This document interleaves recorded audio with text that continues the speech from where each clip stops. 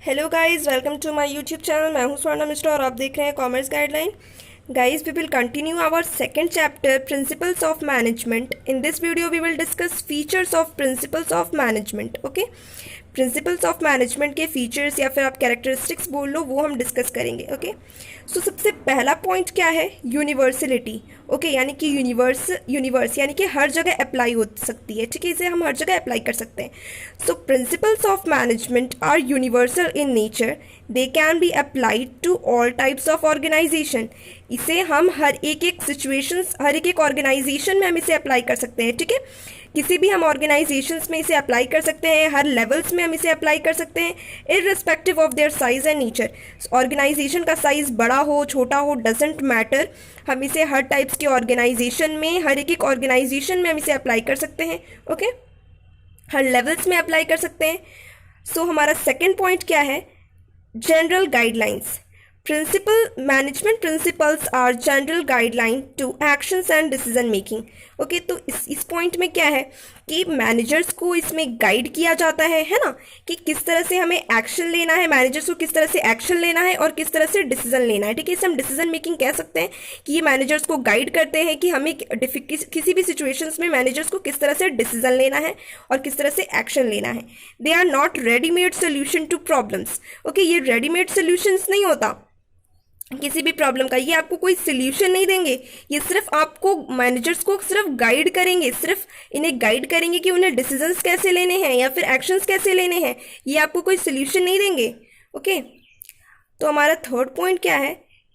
Evolutionary formed by practice and experiments, यानी कि experiments और प्रैक्टिस की बात है।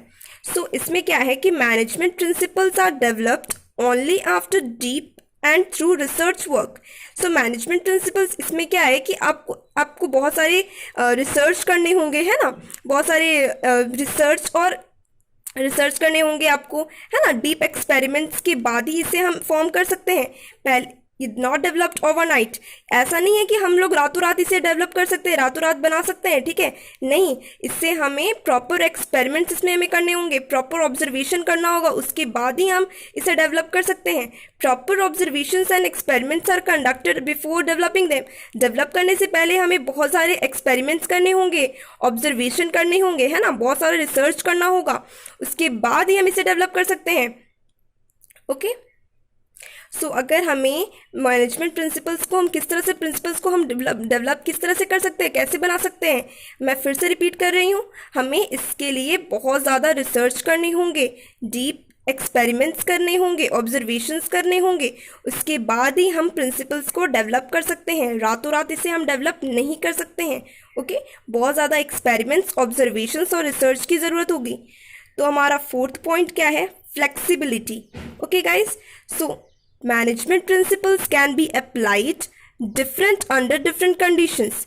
Okay, तो ये जो है ना गाइज, फ्लेक्सिबिलिटी, मैंने आपको प्रीवियस वीडियो में भी मैंने बताया था फ्लेक्सिबिलिटी पॉइंट्स में कि ये बहुत ही ज़्यादा फ्लेक्सिबल होते हैं।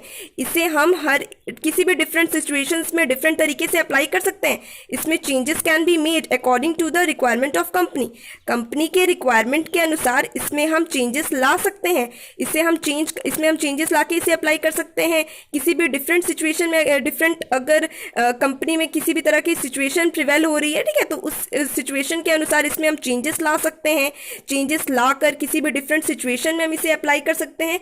नॉट रिजिड स्टेटमेंट, ये रिजिड स्टेटमेंट नहीं होता। रिजिड का मतलब मैंने आपको बताया था कि जो एक ही जगह, मतलब जिसे जो जैसा है उसी तरह हमें अप्लाई नहीं करना होगा। ठीक है, ये रिजिड नहीं है, ये फ्लेक्सिबिलिटी है। ठीक है, तो इसमें हम चेंजेस ला सकते हैं, डिफरेंट कंडीशन में हम अप्लाई कर सकते हैं। किसी भी तरह का सिचुएशन अगर हमारे कंपनी में या ऑर्गेनाइजेशन में है तो हम उसमें चेंजेस ला के इसे अप्लाई कर सकते हैं। Okay, because it is flexible, क्योंकि ये फ्लेक्सिबल है। सो हमारा फिफ्थ पॉइंट क्या है? Behavioural in nature. Okay, management principles are formed to guide and influence the behaviour of employees. Management principles किस लिए बनाया जाता है, किस लिए फॉर्म किया जाता है? टू गाइड ताकि हम अपने एम्प्लॉयज़ को गाइड कर सके, ठीक है, और इन्फ्लुएंस कर सके, एम्प्लॉयज़ के बिहेवियर को इन्फ्लुएंस कर सके, ओके, ताकि improve relationship between superior and subordinate and members of organisation, ताकि जो हमारे ऑर्गेनाइजेशन में, हमारी कंपनी में सुपीरियर, सबॉर्डिनेट्स, मैनेजर्स जो हैं और जो हमारी ऑर्गेनाइजेशन में मेंबर्स हैं उनके रिलेशनशिप को इम्प्रूव किया जा सके, ठीक है। सो ये फॉर्म किया जाता है टू गाइड, ताकि एम्प्लॉयज़ को गाइड किया जा सके और उनके बिहेवियर को इन्फ्लुएंस किया जा सके, और relationship between superior and subordinate की जो रिलेशनशिप्स है, मैनेजर्स की जो रिलेशंस है और मेंबर्स की जो रिलेशन है ऑर्गेनाइजेशन की, तो उसे इम्प्रूव किया जा सके, ओके। सो हमारा 6 पॉइंट क्या है, contingent. Management principles are contingent और dependent upon the situations prevailing in organisation, okay. तो मैनेजमेंट प्रिंसिपल्स जो है वो कॉन्टीजेंट है और ये डिपेंड करते हैं सिचुएशंस पे प्रिवेलिंग इन ऑर्गेनाइजेशन। ये किसके ऊपर डिपेंड करते हैं, सिचुएशंस पे डिपेंड करते हैं जो हमारे ऑर्गेनाइजेशन में प्रिवेल होते हैं, यानी कि हमारे ऑर्गेनाइजेशन में जो भी सिचुएशंस प्रिवेल हो रहे हैं, जो भी सिचुएशंस हो रहे हैं, ये उसके ऊपर डिपेंड करता है। अगर डिफिकल्ट सिचुएशन है तो उसके हिसाब से हमें प्रिंसिपल्स को अप्लाई करना होगा ना, उस प्रिंसिपल को अप्लाई करना पड़ेगा सिचुएशन के हिसाब से। तो ये डिपेंड करते हैं सिचुएशंस के ऊपर में जो हमारी ऑर्गेनाइजेशन में प्रिवेल होने वाले हैं या प्रिवेल होंगे, ओके। सो गाइज, ये 6th पॉइंट हम लोगों ने डिस्कस कर लिया है, universality, general guideline, formed by practice and experiments, flexibility. 5th point है हमारा behavioural nature and 6th point है हमारा कॉन्टीजेंट। सो गाइज, ये फीचर्स हम लोगों ने डिस्कस कर लिए हैं। सो अगर आपने मेरा चैनल सब्सक्राइब नहीं किया है तो जल्दी से जाकर सब्सक्राइब कर लीजिए और बेल आइकन को भी प्रेस कर दीजिए ताकि मेरे आने वाले सारी वीडियोस की नोटिफिकेशन आपको जल्द से जल्द मिल सके। Thank you.